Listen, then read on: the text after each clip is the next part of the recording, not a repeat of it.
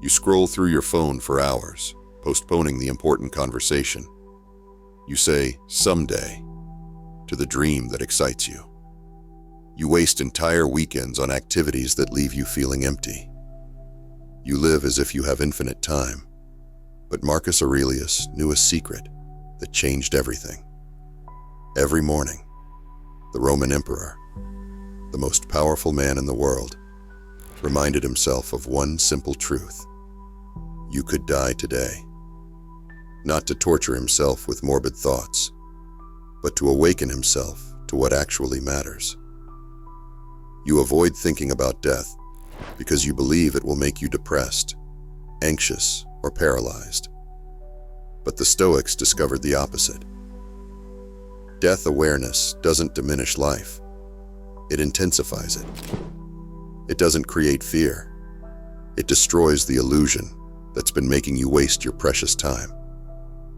Here's what Marcus Aurelius wrote in his private journal that changes everything about how we think about time. You could leave life right now. Let this determine your actions, speech, and thought. Marcus Aurelius. That anxiety you feel when you think about death, that's not actually death fear. It's life regret. It's your soul recognizing how much of your existence you've been sleepwalking through. How many moments you've missed while worrying about things that don't matter. Today, you're going to understand why death is not your enemy, but your teacher. Why embracing mortality doesn't make life darker, but brighter. Why remembering death is the secret to finally, truly living. Because the moment you accept that your time here is limited, everything changes. Your priorities become crystal clear. Your excuses evaporate. Your authentic self emerges from the fog of distraction and delay. Modern society has created an elaborate illusion of permanence. You plan as if you'll live forever. You postpone as if there's infinite time. You worry about trivial inconveniences as if their life or death matters. You've been conditioned to avoid thinking about death because our culture profits from your distraction and consumption. But here's what they don't tell you. Death avoidance isn't protecting you from suffering. It's creating it. When you refuse to acknowledge life's finite nature, you lose the ability to distinguish between what matters and what doesn't. Everything feels equally urgent or equally meaningless. You spend hours scrolling social media, watching videos that add nothing to your life, consuming content that makes you feel worse about yourself. You fill every quiet moment with distraction because silence forces you to confront the passage of time. I'll be productive tomorrow. I'll start the business next year. I'll have the difficult conversation when I'm ready. I have time. You stay in relationships that drain you, jobs that bore you, patterns that diminish you, because change feels risky. The devil you know seems safer than the unknown, so you choose slow death over uncertain life. What if I fail? What if I lose what I have? What if things get worse? Better to stay safe than risk everything. Marcus Aurelius understood something revolutionary.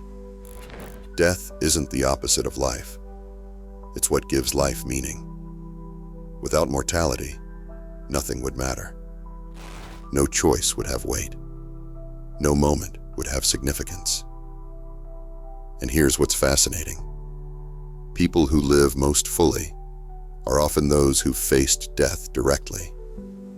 They don't live in morbid depression. They live with acute awareness of how precious each moment is.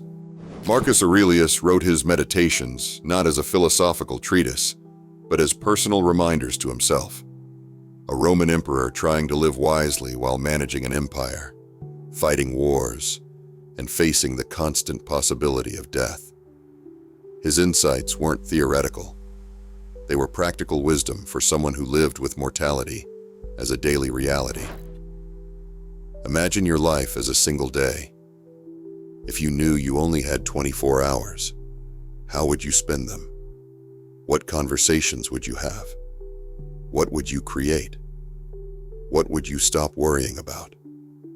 The Stoics realized that extending this awareness across your entire lifespan, however long or short, transforms everything. The Latin phrase Memento Mori literally means, remember, you must die. In ancient Rome, victorious generals returning from battle would have a slave whisper these words in their ear during triumph parades, not to diminish their victory, but to keep them grounded in reality. And here's what modern psychology has discovered about this ancient practice. Death awareness approached wisely increases generosity, authenticity, and focus on what matters. Dr. Sheldon Solomon. In other words, when people are reminded of death in a supportive, meaning-focused way, they don't become morbid. They become more alive, more generous, more focused on relationships and personal growth. The Buddhist tradition calls this awareness Maranasati, mindfulness of death. It's considered one of the most liberating meditation practices because it instantly reveals what's essential and what's trivial. And here's where modern science gets fascinating. It's actually validating what Marcus Aurelius knew 2,000 years ago. Neuroimaging studies. When you contemplate your own mortality in a supportive context, your brain physically changes, becoming more focused on creating significance and less obsessed with what others think. Brain scans show that mortality reflection increases meaning-making brain activity while decreasing social anxiety centers. This is exactly what Marcus Aurelius described in his Meditations, the shift from external concerns to internal purpose. Modern neuroscience proves the Stoics were right. Death awareness literally rewires your brain for wisdom. So when you feel resistance to contemplating mortality, that's your brain protecting old patterns of anxiety and external validation. Death awareness offers your mind an upgrade, from scattered worry to focused purpose. So let's get brutally honest about how death avoidance might be controlling your life right now. You worry obsessively about things beyond your control, other people's opinions, future scenarios, past mistakes. You treat every minor inconvenience as a crisis while avoiding the conversations and actions that could actually transform your life. What will people think? What if I'm judged? What if I make the wrong choice? I need more time to figure it out. Treader et al. Frontiers in Psychology. Research confirms that death reflection increases meaning-oriented thinking and pro-social behavior. In other words, people who regularly contemplate mortality don't become depressed or materialistic. They become significantly more focused on relationships, personal growth, and meaningful contribution. You live for someday. Someday you'll be confident. Someday you'll pursue your dreams. Someday you'll tell people how you really feel. Meanwhile, the only day you actually have, today, slips away unnoticed. When I have enough money, lose enough weight, gain enough experience, find enough courage, then I'll really start living. But imagine if you knew you had exactly 1 year left to live. What would you stop doing immediately? What would you start doing today? The people who've faced terminal diagnoses often say the same thing. I wish I'd lived this way all along. Here's the mirror question that changes everything. Why aren't you making those changes right now? Now I know what you might be thinking right now. This sounds morbid and depressing. Won't thinking about death make me anxious, paranoid, or unable to enjoy life? This concern reflects our culture's fundamental misunderstanding of death awareness. There's a crucial difference between death anxiety which is destructive, and death acceptance, which is liberating. Fitzpatrick, University of Essex. Research shows that 15 minutes of daily death reflection for 4 weeks actually decreases status anxiety, increases time with loved ones, and promotes greater pursuit of meaningful goals. Your brain literally rewires itself to care less about trivial status games and more about what creates lasting fulfillment.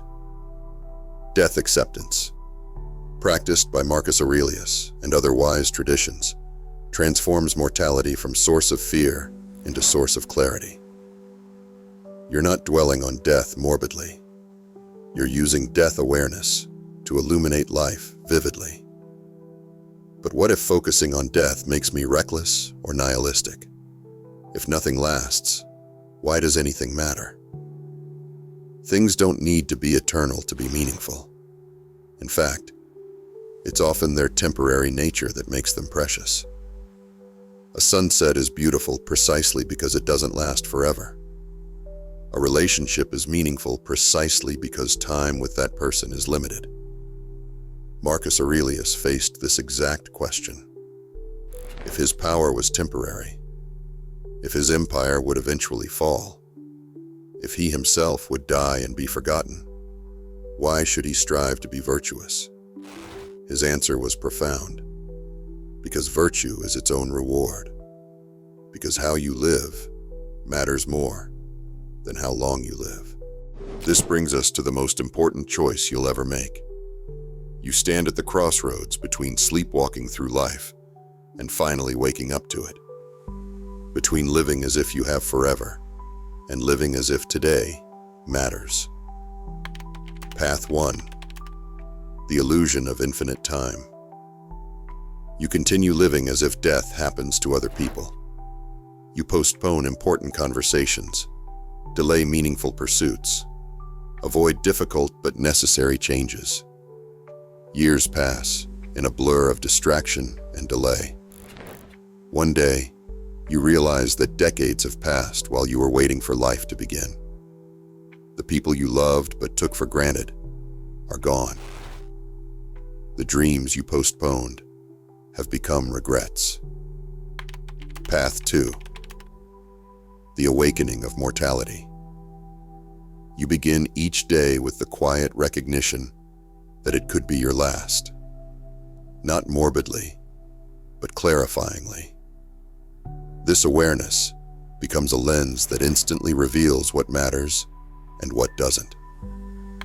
Carstensen.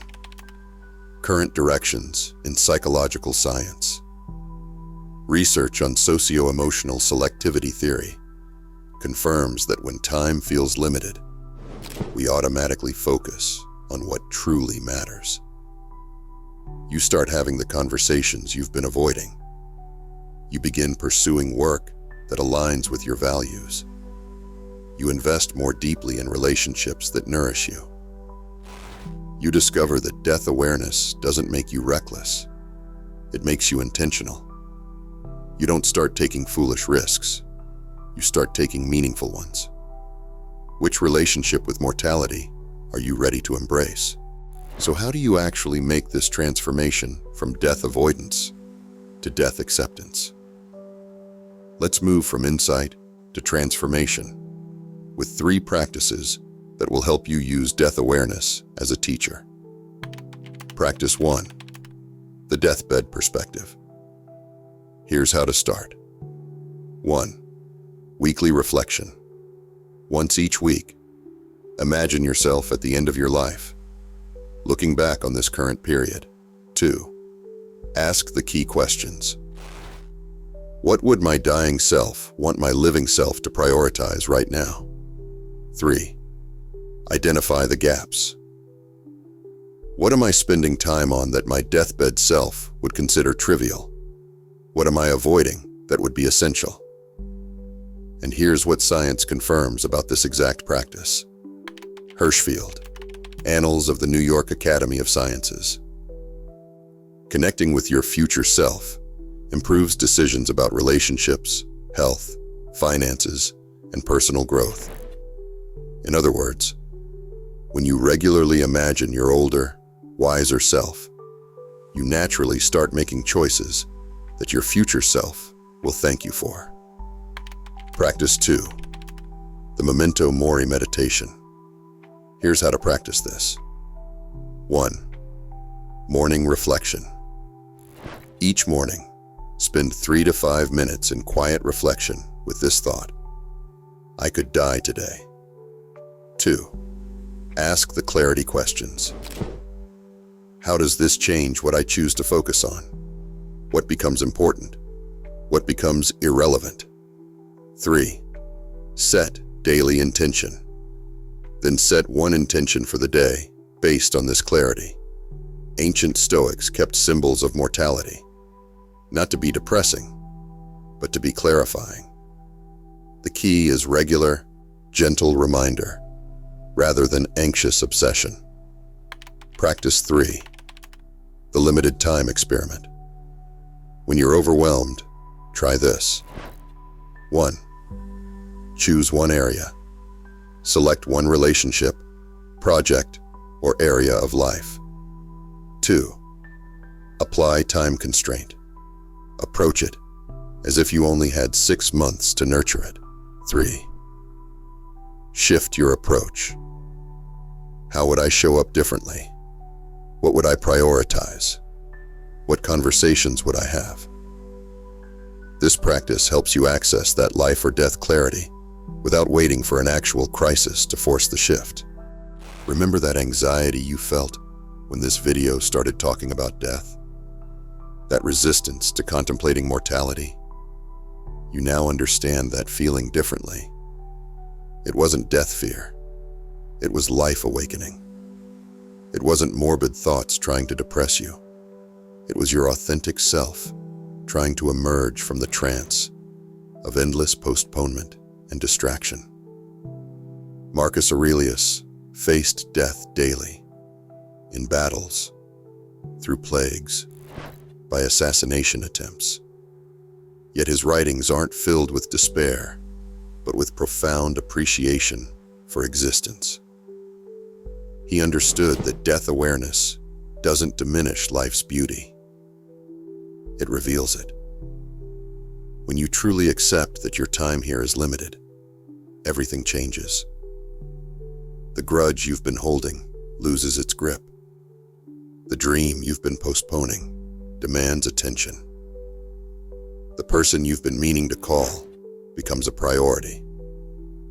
Most of your suffering comes not from death itself, but from the anxiety of avoiding life, from the regret of wasted time, from the emptiness of unfulfilled potential.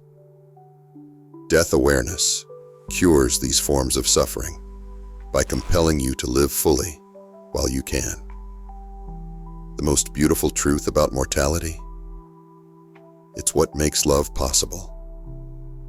If people lived forever, choosing to spend time with someone wouldn't be meaningful. If moments lasted eternally, they wouldn't be precious. Death is not your enemy. It's your teacher, your clarifier, your liberator from the illusion that you have infinite time to waste on things that don't matter. When you befriend mortality, you finally make friends with life. What if the thing you've been most afraid of, the fact that this all ends, is actually the thing that makes it all beautiful, urgent, and meaningful? If this changed how you think about time and priorities, share this with someone who's been postponing what matters most. Subscribe and turn on notifications for more videos that transform your relationship with life's biggest questions. And in the comments, tell me one thing you're going to stop postponing, because life is shorter than you think. Your courage to act might inspire someone else to stop waiting and start living.